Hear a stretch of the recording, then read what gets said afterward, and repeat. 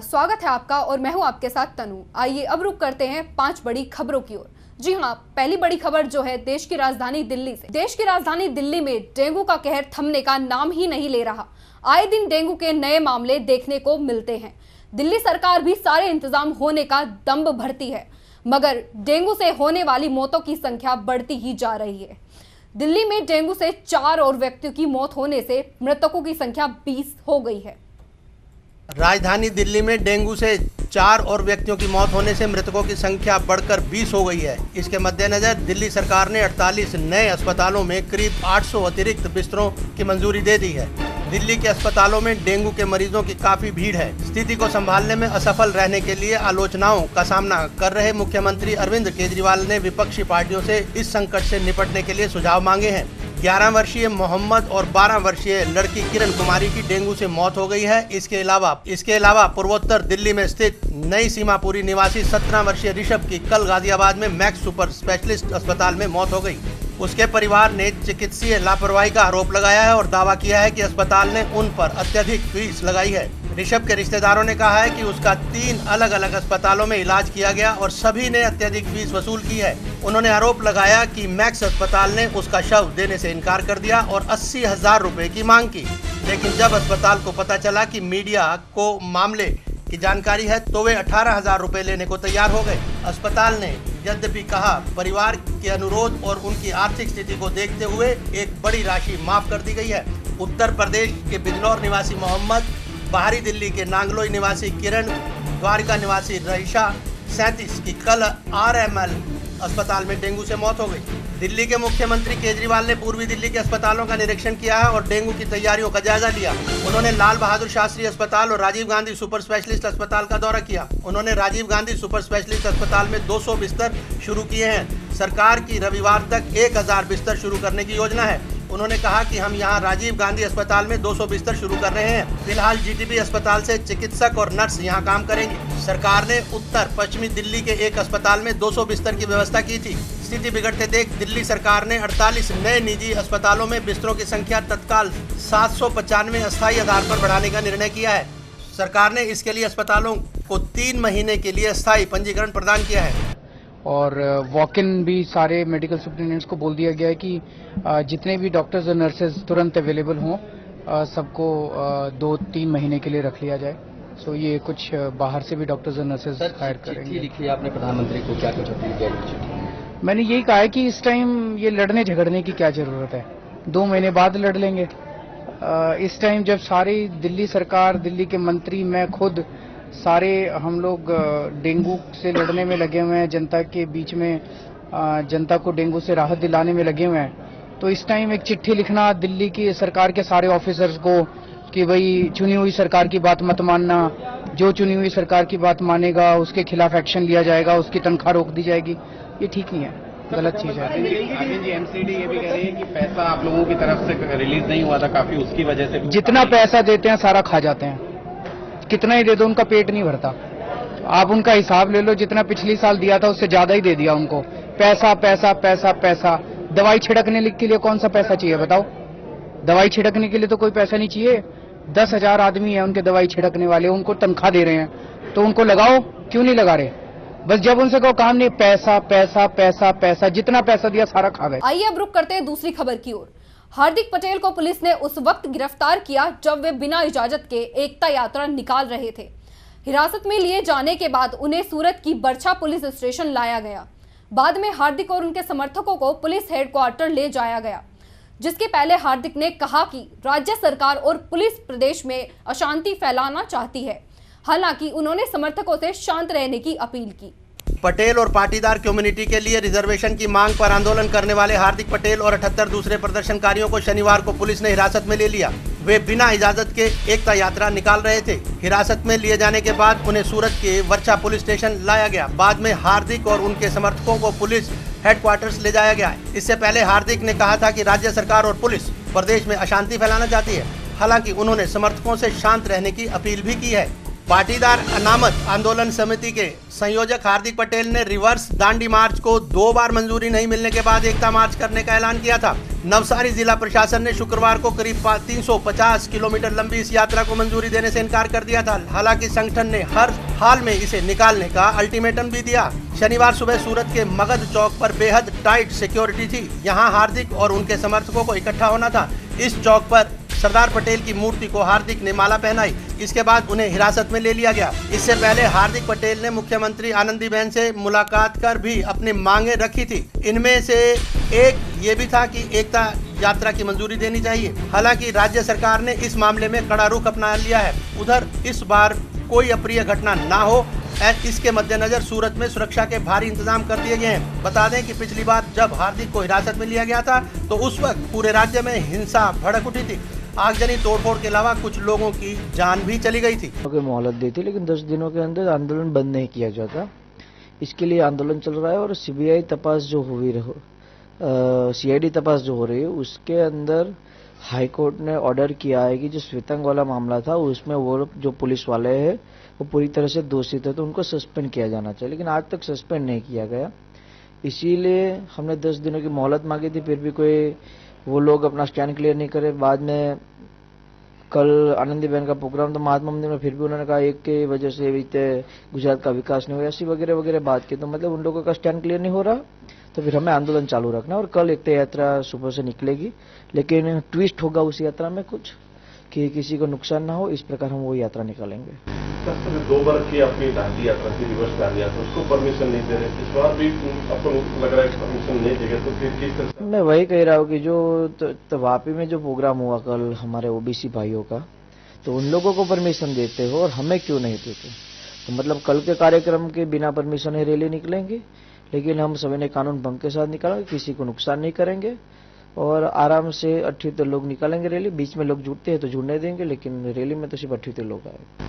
आप आंदोलन गुजरात बाहर ले जाने की सोच रहे हैं, तो किस तरह से पूरा प्लान किया है? एक बिहार इलेक्शन तैयार है, बिहार इलेक्शन में भी आप कुछ रैलियां करने वाले हैं, तो क्या प्लानिंग करके किस तरह के कौन से साथ किसके साथ? पटेल नवनिर्माण सेना, जिसका मैं राष्ट्रीय अध्यक्ष हूँ, उसी के बैनर के द्वारा ये रैलियां होगी, जिसमें 4 रैली बिहार की है, 2 रैली एमपी की है, 2 रैली यूपी की भी है, एक झारखंड है, एक हरियाणा है और इसी प्रकार रैली होगी राजस्थान में, लेकिन अभी उसकी देरी है, लेकिन ये पूरी रैली तैयार हो चुकी है।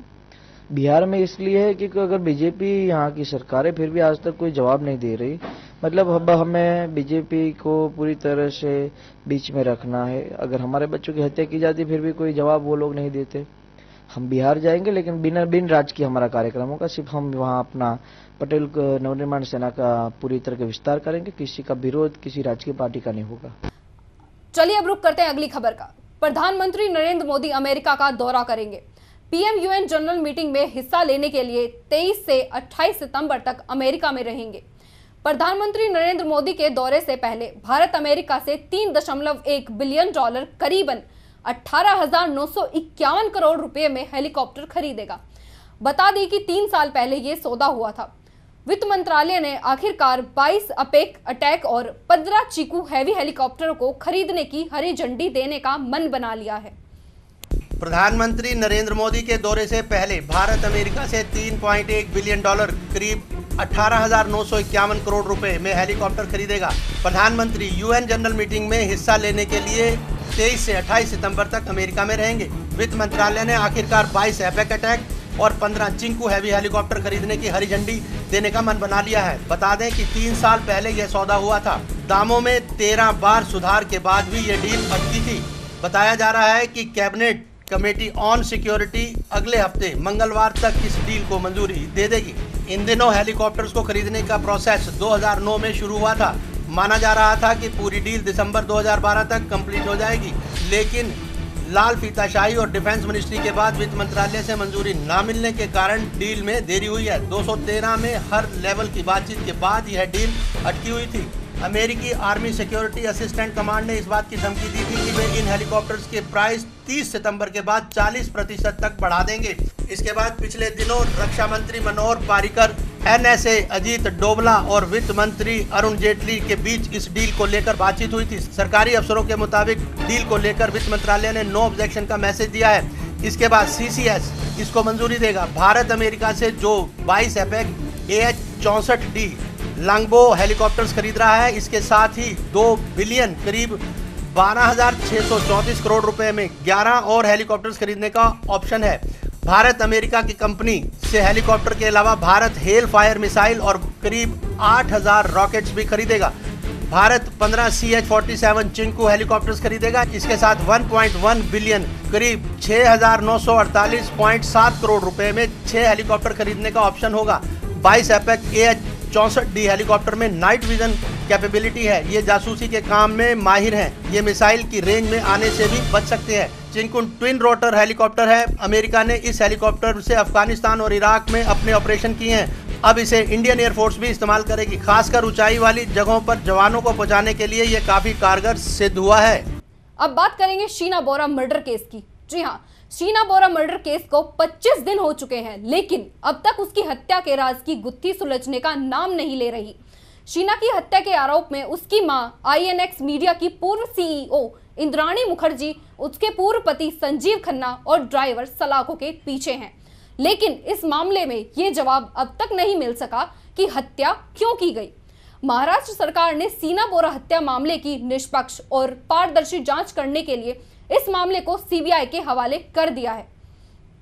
महाराष्ट्र सरकार ने शीना बोरा हत्या मामले की निष्पक्ष और पारदर्शी जांच के लिए इस मामले को CBI के हवाले कर दिया है। राज्य के अतिरिक्त मुख्य सचिव गृह KP बख्शी ने यह घोषणा की है कि शीना बोरा मर्डर केस को 25 दिन हो चुके हैं, लेकिन अब तक इसकी हत्या का राज नहीं खुला है। शीना की हत्या के आरोप में उसकी मां और INX मीडिया के पूर्व CEO इंद्राणी मुखर्जी, उसके पूर्व पति संजीव खन्ना और ड्राइवर शायर राय सलाखों के पीछे हैं। लेकिन इस सवाल का जवाब अभी तक नहीं मिला है कि हत्या क्यों की गई। इस केस की जांच कर रहे राकेश मारिया का भी पुलिस कमिश्नर पद से तबादला हो चुका है। हालांकि महाराष्ट्र सरकार कह रही है कि राकेश मारिया के तबादले और नए कमिश्नर अहमद जावेद की नियुक्ति से शीना मर्डर केस का कोई लेना देना नहीं है। शीना मर्डर केस में इंद्राणी के पति और स्टार इंडिया के पूर्व CEO पीटर मुखर्जी से भी पूछताछ हो चुकी है। शीना की हत्या 2012 में हुई थी, लेकिन खुलासा 3 साल के बाद हुआ है। बख्शी ने मीडिया कर्मियों से कहा कि पिछले कुछ दिनों से जब से मुंबई के पूर्व पुलिस आयुक्त राकेश मारिया के स्थान पर अहमद जावेद पुलिस आयुक्त बने हैं, मीडिया ने यह बताने की कोशिश की है कि इस हत्या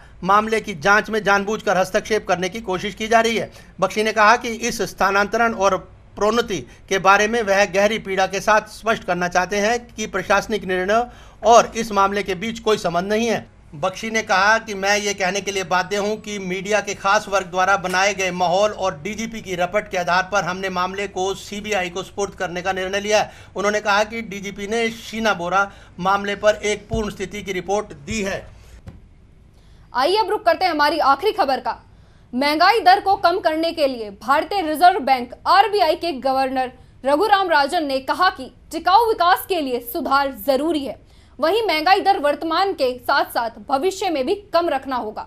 उन्होंने एक कार्यक्रम में कहा कि टिकाऊ विकास के लिए महंगाई दर कम रखते हुए सुधार को कार्यान्वित करना जरूरी है। भारतीय रिजर्व बैंक RBI के गवर्नर रघुराम राजन ने कहा है कि टिकाऊ विकास के लिए सुधार जरूरी हैं। वहीं महंगाई दर वर्तमान के साथ साथ भविष्य में भी कम रखनी होगी। उन्होंने एक कार्यक्रम में कहा कि टिकाऊ विकास के लिए महंगाई दर कम रखते हुए सुधार को क्रियान्वित करना जरूरी है। उम्मीद की जा रही है कि RBI आगामी मौद्रिक नीति समीक्षा बैठक में नीतिगत दर में कटौती कर सकता है। अमेरिका के फेडरल रिजर्व की ब्याज दर को जस का तस रखने के फैसले के बाद RBI द्वारा कटौती करने की संभावना और बढ़ गई है। फेड के फैसले के बाद राजन ने कहा कि फेड के फैसले का संबंध अमेरिका अर्थव्यवस्था से संबंधित चिंता से हो सकता है। उन्होंने कहा कि फेड को संभवतः दर वृद्धि करने से पहले कुछ और सूचनाओं का इंतजार है। राजन ने कहा कि बैंकों को जल्द से जल्द अपनी वित्तीय स्थिति ठीक कर लेनी चाहिए। उन्होंने कहा कि दिवालिया संहिता बनाने की जरूरत है, जो बैंकों को अपने ऋण खाते को सही रखने को बाध्य करेगा। इस बुलेटिन में इतना ही। बाकी तमाम खबरों के लिए आप बने रहिए